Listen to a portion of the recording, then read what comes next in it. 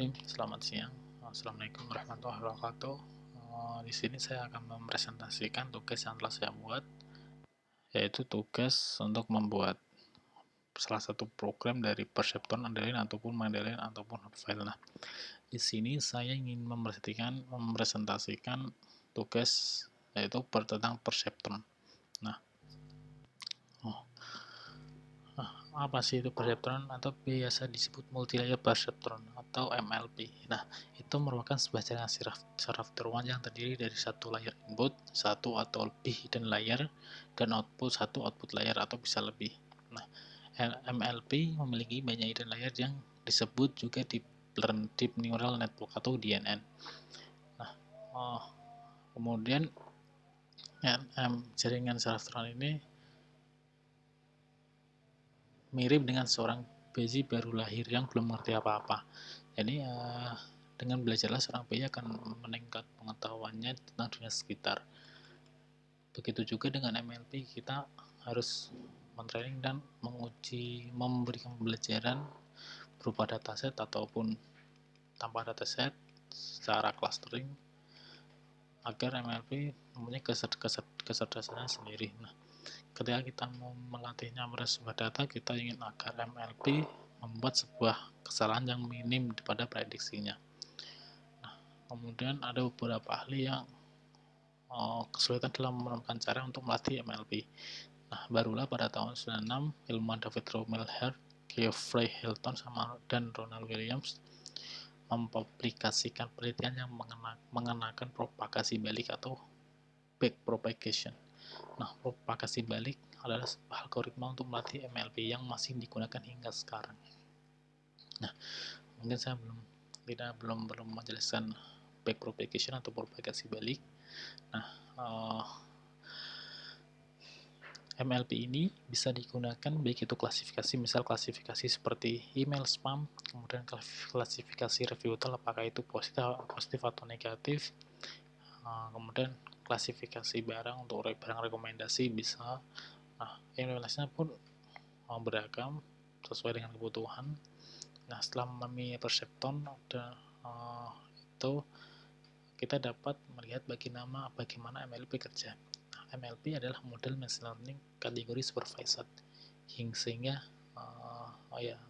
jadi kategori supervised itu adalah kita sebelumnya memberikan dataset untuk pembelajaran. Jadi kita harus mengajari modelnya terlebih dahulu. Nah, kemudian MLP setelah kita memberikan pelajaran MLP dapat dipakai dalam kasus klasifikasi atau regresi. Nah, kita akan melihat bagaimana MLP kerja dalam kasus klasifikasi. Nah, itu mungkin konsep dan penjelasan dari saya tentang Perceptron. Nah, kemudian kita akan langsung ke codingannya. Nah, ini mungkin saya akan menjelaskan beberapa yang saya tahu tentang codingan Perceptron karena saya masih belajar tentang machine learning. Nah, jadi di sini saya membuat kelas Perceptron. Nah, kelas ini mempunyai beberapa fungsi di dalamnya, yaitu fungsi init ini merupakan default value yang kita buat di Perceptron. Kemudian di dalam kelas Perceptron ini ada fungsi inisialisasi, kemudian training dan predict. Nah, inisialisasi ini merupakan data awal yang ingin kita prediksi. Kemudian train ini kita akan melakukan pembelajaran atau kita akan melatih dulu menggunakan data yang diinisialisasikan sebelumnya di fungsi inisialisasi. Nah, kemudian yang ketiga, kita bisa memprediksi menggunakan fungsi yang sudah dibuat di kelas Perceptron ini, yaitu fungsi predict. Nah, disinilah nanti akan dihasilkan prediksi yang apakah itu hasilnya sesuai apa enggak. Nah, di sini implementasinya itu seperti ini. X ini merupakan array dalam array memang biasanya seperti ini, ada data-datanya seperti ini. Kemudian Z ini adalah data, kita ilustrasikan sebagai X itu mungkin bisa dijadikan pacuan sebagai vertikalnya, kemudian Z horizontalnya.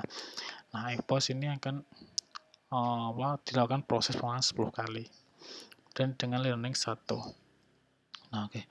Setelah itu kita akan membuat sebuah objek dari kelas Perceptron ini, dan kita akan menginisialisasi 10.1 ini akan mengambil ini, inisialisasi ini. Iya. Nah, kemudian setelah itu Perceptron ini akan mengambil ini save ini, karena ini seperti construct-nya. Nah, kemudian setelah itu kita akan mentraining atau memberikan pembelajaran kepada dengan data yang setelah kita kirim itu X dan Y ini. Kita akan training di dalam function ini karena kita sudah memanggil menggunakan metode yang sudah kita buat, kemudian hasil akan kita prediksi. Kita coba 0,1, hasilnya 0.